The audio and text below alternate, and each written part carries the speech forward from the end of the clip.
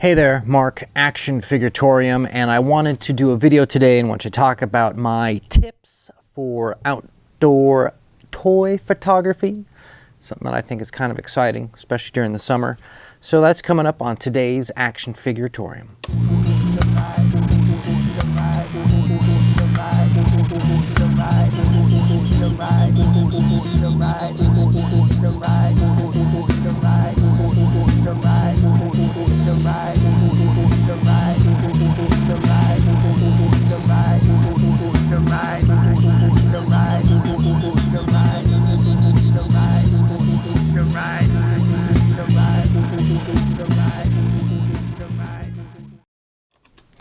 So my tips for outdoor toy photography.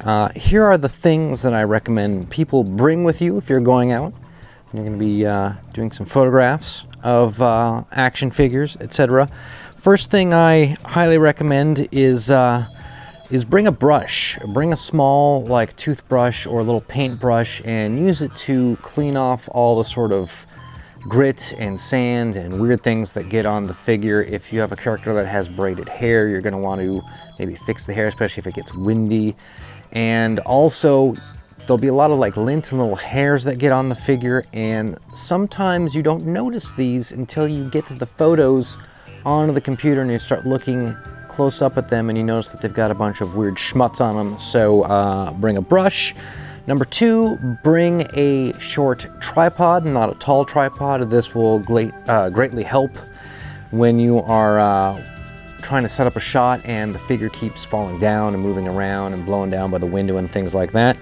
Next, bring a bounce card, something like this. Mine's silver gold backed, but a white piece of cardboard will work. This is great if the sun is just blasting down and kind of blowing out the image, and then you can just sort of bounce it onto the figure and do a shot that way as a type of rescuing yourself from overexposure. And then I would say also bring some type of a ND filter, because a lot of times you'll go out and no matter how you darken your shot with the shutter, the ISO, the aperture, it's still too bright. If you put a filter on, you can take it down 1 or even 2 stops.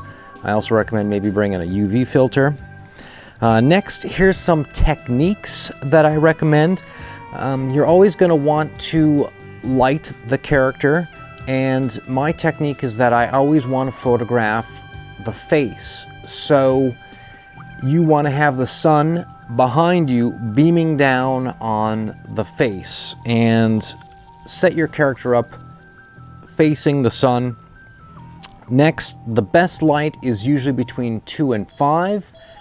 It's sort of at its maximum. A lot of times it's too much. You may even have a special lens that you bring that's very slow in terms of the amount of light needed. Like that is, a slow lens needs a lot of light. Like those GoPro lenses seem to need a lot of light. And this is what you might want to do to get over just the blasting sun between 2 and 5. That is the best. If you can go out when it's overcast, it acts as a natural kind of softbox. Really recommend that. Take advantage of those.